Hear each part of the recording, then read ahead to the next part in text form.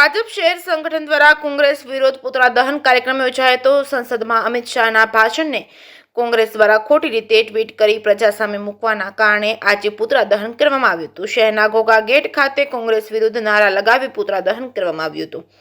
જે case news Gujarati સાથે હિરેન પાયાણી, ભાવનગર। સમગ્ર દેશની જનતાએ ગઈકાલે જે રીતે સંસદમાં દેશના યશસ્વી ગૃહપ્રધાન માનનીય અમિતભાઈ શાહનું જે પ્રવચન ચાલતું હતું એ દરમિયાન ડૉક્ટર બાબા સાહેબ આંબેડકરને જે રીતે વાત થઈ રહી હતી એ વાતને મારી મચકોડીને જુદી રીતે ટ્વીટ કરી લોકો સમક્ષ જે લઈ જવાનું કૃત્ય કર્યું છે એને ભારતીય જનતા પાર્ટી ખૂબ સખત શબ્દોમાં વખોડે છે। આદરણીય મોદીજીના નેતૃત્વમાં હોય કે આદરણીય સ્વર્ગસ્થ અટલજીના નેતૃત્વમાં હોય, ડૉક્ટર બાબા સાહેબ આંબેડકરજીને યાદ કરીને એમના ચીલે ચાલવાનું કામ બંધારણના ઘડવૈયા તરીકે દેશ અને દુનિયાએ જ્યારે આપણું બંધારણને અપનાવ્યું છે, ખૂબ સરાહના થઈ છે, ત્યારે કોંગ્રેસ એ એમનું અપમાન કરી રહ્યું છે। ભારતીય જનતા પાર્ટી આજના દિવસે કોંગ્રેસનું સખત વિરોધ કરી અને પુતળા દહનનો કાર્યક્રમ કર્યો છે। સમગ્ર દેશની જનતા અને આપ સૌ આપના માધ્યમથી કહેવા માગું છું કે વર્ષો સુધી શાસનમાં રહ્યા પછી કોંગ્રેસે ભારત રત્ન આપવા માટેનું ક્યારેય વિચાર્યું નહોતું। ભારતીય જનતા પાર્ટીની સરકાર આવી અને બાબા સાહેબને ભારત રત્ન અપાડો, આ સિવાય પણ બંધારણની કોઈ પણ બાબત હોય, બંધારણ દિવસની ઉજવણી હોય તો પણ ભારતીય જનતા પાર્ટીની સરકારમાં થઈ પંચતીર્થ બાબા સાહેબના એ બધાનો વિકાસનું જો કોઈએ કામ હાથમાં લીધું હોય તો ભારતીય જનતા પાર્ટીની સરકારમાં લીધું છે। 14મી એપ્રિલ એટલે કે બાબા સાહેબનો જન્મ જયંતિ એમને પણ ભારતીય જનતા પાર્ટી સમરસતા દિવસ તરીકે ઉજવી। આવા અનેક કાર્યક્રમો, રાજ્યની વાત કરીએ તો જિલ્લે જિલ્લે આંબેડકર ભવન પર ભારતીય જનતા પાર્ટીની સરકારમાં થયા છે।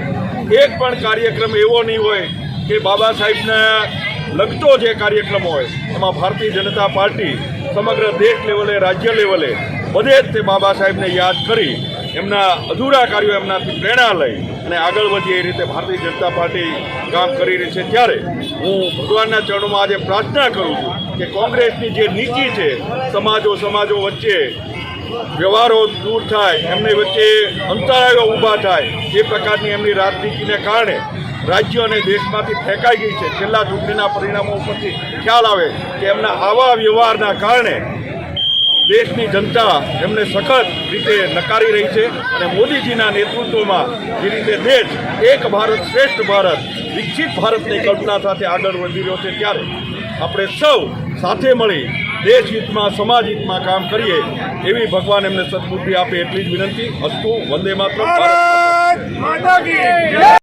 દેશની સંસદમાં આદરણીય અમિતભાઈ શાહ ગૃહમંત્રીએ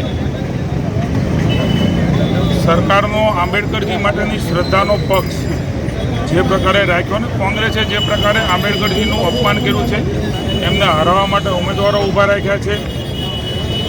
એ જ આંબેડકરજી જેમણે આવું મોટું આપણે બંધારણ, વિશ્વનું સૌથી મોટું લોકશાહીનું બંધારણ આપ્યું છે, તીર્થસ્થળી તરીકે અલગ અલગ પ્રકારે પાંચે એમની ભૂમિમાં આદરણીય વડાપ્રધાન નરેન્દ્રભાઈ મોદી સાહેબે એને ત્રિસ્થાન બનાવ્યું છે। કોંગ્રેસે ક્યારેય જોઈ શકતી નથી।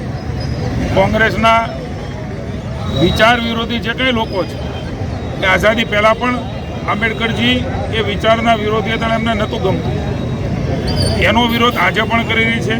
સોનિયાજી, રાહુલજી અને કોંગ્રેસ જે પ્રકારે ખડગેજીએ આદરણીય અમિતભાઈની જે વાત મીડિયાએ પણ જોઈ છે, દેશે જોઈ છે, સ્પષ્ટ સ્વયં છે, આંબેડકરજી માટેનું સન્માન એ ભારતીય જનતા પાર્ટીની પ્રાયોરિટી છે। વડાપ્રધાનશ્રીએ બંધારણને હાથીની અંબાડી ઉપર બેસાડીને ગુજરાતમાં સમગ્ર વિશ્વને એનું દર્શન કરાવ્યું।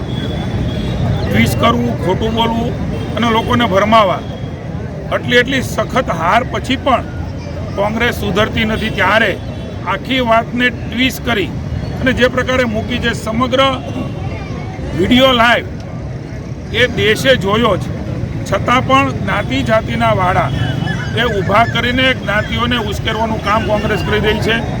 દલિત સમાજ અન્ય સમાજ એ ભારતીય જનતા પાર્ટીની તરફેણમાં છે, ત્યારે ખડગેજીએ જે પ્રકારે નિવેદનો કર્યા છે એમના વિરુદ્ધના સમગ્ર દેશની અંદર વિરોધ પ્રદર્શન ભારતીય જનતા પાર્ટી દ્વારા થઈ રહ્યું છે. આજે અમારા ભારતીય જનતા પાર્ટીના પ્રમુખ આદરણીય અભયભાઈના અધ્યક્ષસ્થાને ભાવનગરમાં પણ આ વિરોધ પ્રદર્શન છે. કોંગ્રેસને ભારતીય જનતા પાર્ટી ભાવનગર મહાનગર ચીમકી આપે છે, હજી પણ સુધરી જાઓ. જનતા જનાર્દને એ તમને નકારા છે, ત્યારે આગામી દિવસોમાં આનો જવાબ દલિત સમાજ ઉપરાંત તમામ સમાજ આપશે. આંબેડકરજી અમારા માટે સન્માનની હતા, છે અને ભવિષ્યમાં પણ રહેવાના છે. કોંગ્રેસે પોતાના આઈનામાં જોઈ લેવાનું છે કે આદરણીય આંબેડકરજીને કોણે હરાવ્યા હતા, આંબેડકરજીને કેવી રીતે નવાજવામાં આવ્યા હતા, એમને ભારત રત્ન કોંગ્રેસે આપ્યો હતો કે કેમ, એ પોતાના આઈનામાં જોઈને એ દેશની જનતાને વાત કરે.